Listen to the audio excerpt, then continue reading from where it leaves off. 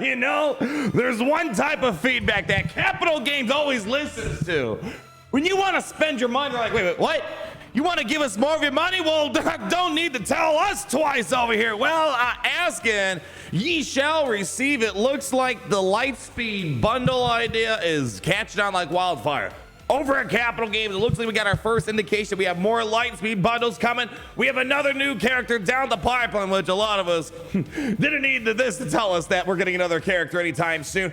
And I want to make sure you guys are capitalizing on the GL Leia bonus drops that are going on right now for her requirements.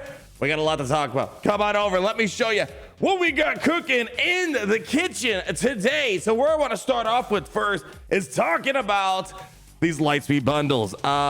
Massive success. I'm going to show you some metrics here in a moment, but people kept asking, you got any more of those Lightspeed bundles? Maybe for those that were mad because they already had Rey and Kylo and they were like, dang it, this sucks. But then all of a sudden they drop a Kenobi bundle, maybe a Master Luke bundle, Lord Vader or Sith Eternal. And then you might get some people, more people interested in it. So as you recall, when they first announced the idea of the Lightspeed bundles about 2 weeks ago, they said this is the new idea. We are exploring to catch up newer players. We would like to hear your thoughts and feedback. Please note that future Lightspeed bundles may differ as we monitor its impact and reception. Well, what was that impact and reception? So I want to show you some Sensor Tower data for the iOS and the Google Play Store. So the bundles came out, what was it, like October 5th, about 2 weeks ago or so. So when you look at Galaxy, this is on the iOS side of things, you probably want to pay attention to where it says iPhone grossing game role playing, or maybe you look at there's a couple of categories. You can look at iPhone, you can look at iPhone strategy. There's a couple ones. The one I'm looking at iPhone's grossing games role playing. So generally, depending what category you look at, you can see it kind of stays within its section. But all of a sudden, once we get to the bundles, which dropped, I believe, on Thursday, all of a sudden, you're seeing that the rankings on the game jumped up on the iOS side. No matter which category you look at, it jumped up. And certain categories made even #1,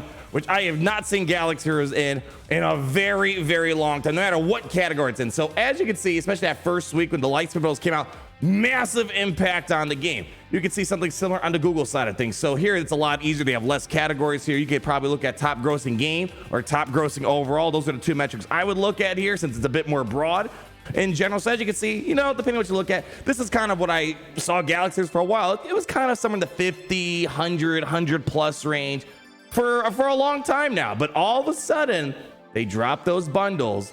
And then boom, the data starts coming in, jumping up through the rankings. So we can see it on our side through third-party data that Sensor Tower acquired, and we don't even know what the data was for those that maybe bought the Lightspeed bundles, maybe on the web stores. Maybe some people bought the stuff on there. All we know is that it's a mass success, and who knows? Yeah, who knows? You make reasonable offers that people can afford. They have great value. Wow, you'll actually make a lot of money. Wow, what a concept. Am I right? So this is probably a good indication that they realize they're making bank doing whatever this is. And it's controversial to some slight degree. People work hard for many months and years or paid hundreds, thousands of dollars, and people just get it for $10. Yeah, there's that sort of, I think the only line of controversy is it makes people's investment with their time and money feel a bit invalidated. $10 for all the Supreme Colorado requirements. Yeah, count me in, right? So now do remember though, we're going to be looking at this data mine here in a moment. They say here it could be different in terms of content, maybe even pricing. So we're making a couple assumptions. We're assuming it could be good value. So let's show you the indication that we're getting more stuff. So everyone's going crazy about this. I was working on Paz Vizsla video, interesting character. We'll talk more about him over the weekend, I guess. But this is getting people's attention here. Now we see a few things in the data mines that SigSig put out here. So we see a Lightspeed bundle 1, 2, 3, 4, 5, 6, 7. Now out the gate, I can't tell you. What are these Lightspeed bundles pertaining to? We don't know the actual contents of it. As we get closer, we'll probably see it. But generally, what this means in a data mine, I always want to emphasize, maybe take it with a grain of salt, but generally the data mines, when they get pulled out in the data mines, it happens pretty shortly after. Just like we saw the Lightspeed bundles showed up in a data mine, and then like the next day or two, they showed up in game. So yeah, so I'm very high probability this is gonna end up inside a Galaxy of Heroes. Now I have a couple questions of my own. We already have 5 Lightspeed bundles. Well, they just expired. Are those maybe Lightspeed bundles 1 through 5? and they're maybe bringing them back. It does kind of surprise me that they're only bringing out these bundles for 2 weeks. So it's if you have new players come, it doesn't do them any good. You'd think they'd want these bundles in for new players to acquire. So maybe they'll bring it back. These could be just 7 brand new bundles, or it could be just 1 through 5 are the ones we had before, 3 Kylo, Holdo ship, and then maybe 6 and 7 are the new ones. Whatever the case may be, we are getting new ones, whether it's 7 of them or maybe it's just 2 of them, 2 on top of the previous ones you've had. So I'm curious to see which ones do you guys want. I saw a lot of heat in the comments about the Lightspeed bundles. People are like, oh, whatever, fine, Rey and Kylo. But if they do a Master Kenobi Lightspeed bundle, I'm quitting. I'm done. Imagine if they just give out, oh my gosh, a 7-star Wat Tambor for like, $10 with the rest of the Kenobi requirements. Ooh. I mean, that's gonna be amazing for people who don't spend money, spend very little money. They're like, yes, I can catch him. I just know there will be some people ticked off about that. So I'm curious. I mean, if I had to put money down, I may be guessing maybe it's for Sith Eternal, Jedi Master Luke Skywalker, if I'm only expecting 2 of them to come. So we'll have to wait and see. Whatever the case may be, CG Sing, it's making money. I think generally the reception's been fairly positive on Lightspeed bundles, with the one criticism that I point out, which it's totally reasonable criticism for sure. We also got some other stuff here. We have a Night Sister Premium bundles coming. We have an Alted bundle, and we got a Chance bundle. We'll have to wait and see what that pertains to. Night Sister is very good right now. If it doesn't have Marin, don't even be interested in it. Marin's really what makes Night Sister so bangalicious nowadays. We got an Ebon Hawk bundle, which really makes no sense if you bought the Holdo bundle just the other day, because you got a Relic card, Teeth for, and you got the Ebon Hawk, and you got Boss, get a variety of other ships. So I don't know if people are going to be interested in that, but the next thing we got on this data mine is we have another new character coming. We have a character bundle number 58 coming to Star Wars Galaxy Heroes. So we're just coming off the coattails of Paz Vizsla. We did a lot of live stream tests yesterday. It was a lot of fun. Long story short, as we'll talk about over the weekend, the Mandalorians, they still need to work the light side ones. That is, Paz Vizsla is a very cool character, though. He just needs the rest of the gang to kind of up their ante a little bit. So we can kind of guess there were going to be more Mandalorians coming with the announcement of Bo-Katan Mandalore.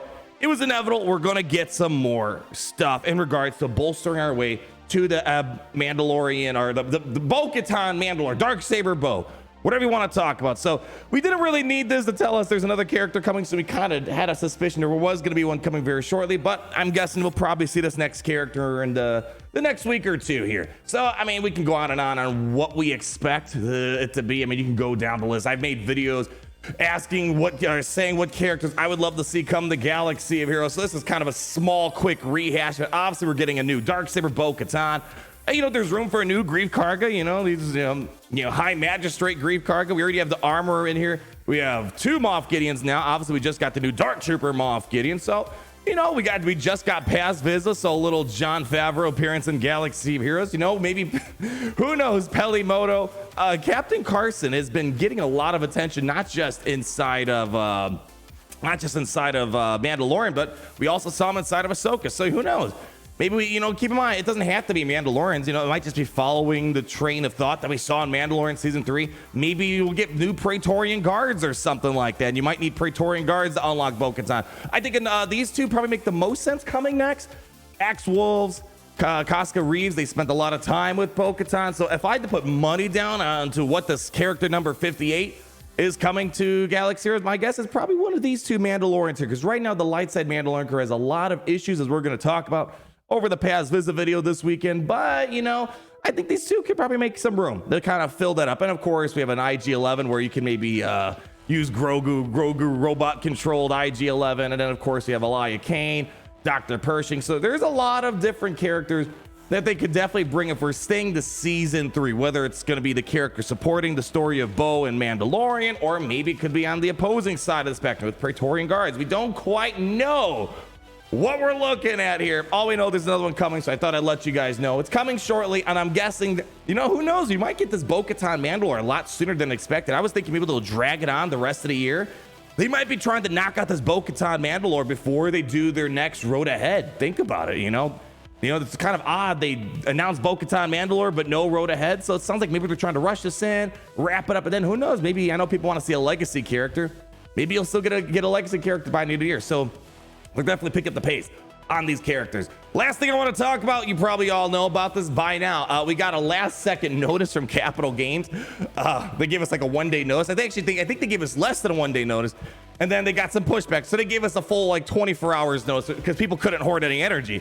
Yeah, as you're probably seeing right now, we're getting additive drops. Depending on what you're farming, you can get Nisa, Drogon, Scout Trooper, Captain Rex, depending on what you're farming. And if you already have those characters like myself, I'm getting Zetas, which let me tell you, I'm always starving for Zetas on my account. Even those Lightspeed bundle folks out there, you're probably starving for Zetas too. So this is a great time right now to capitalize on the additive drops, the bonus drops for the Galactic Legend Leia requirements, because Galactic Legend Leia is doing some pretty nutty stuff right now. You can't see it in my game because I only have the Omegas, but I'll hop over to the free-to-play account where you can see I'm not pushing it on my free-to-play account because I'm so far away from a GL Leia. But still, this is a great time nonetheless. Even if you're not on your way to Leia, just getting as much done as you can is kind of a big deal. So I think a lot of people already have maybe Captain Rex. I know a lot of people pushed hard. There's already been a few, bonus drop things with Captain Rex over the past couple weeks here.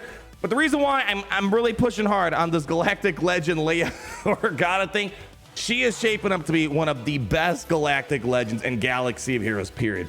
Take a look. When we were doing Grand Arena the other day, I was showing some data with all you folks out there who came out. It's a little bit hard right now with the data because the Drogon Datacron skewing things. Even before the Datacron, we were saying Leia is doing some amazing stuff. She's shaping up to be one of the most powerful defensive Galactic Legends. Again, complete inverse of what we were sold with Capital Games. They originally told us she wasn't going to be great on defense like Jabba.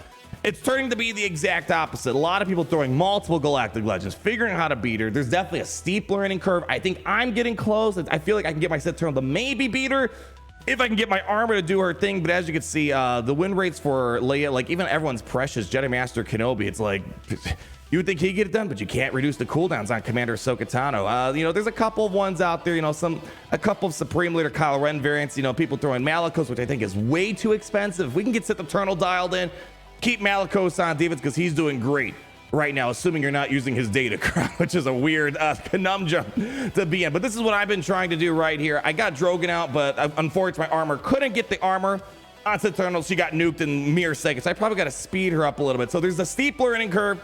Whatever the case might be, she is one of the most difficult Galactic Legends we've ever had in Galaxy Heroes to beat. So it's going to probably take a big learning curve to get around her. But this is the time to capitalize on these bonus drops. They're going on for 3 days. Get as close as you can to 5-6 stars, and you can go the rest of the distance from 6 to 7 stars in a single drop. The earlier you get her, the more meta dominance you're going to have before inevitably some hard counter is going to come out to her. And of course, her raid's coming the next month or two, so you want to be able to capitalize that as well. So yeah, kind of a lot of interesting stuff going on this week. I have no idea when we are to expect these Lightspeed bundles to come to Galaxy Heroes. Maybe next week or two, who knows? All we're seeing is it's in there. It's ready to be awakened by Capital Games. So time will tell, ladies and gentlemen. But in the meantime, until we meet again, I want to thank you all for coming out. Thank you for the Paz Vizsla attendance yesterday. It was a lot of fun. Really excited for the future of the Mandalorians. Dark Side Mandalorians are killing it right now. But I think the Light Side Mandalorians, Paz Vizsla is kind of showing there's a lot of big potential that they're leaving on the table. So until we meet again, leave that like, comment down below, subscribe so you're not missing a thing, and please, please, please, always remember that it's great to be in the Empire today. It's great to be in the Empire today. The sun never sets.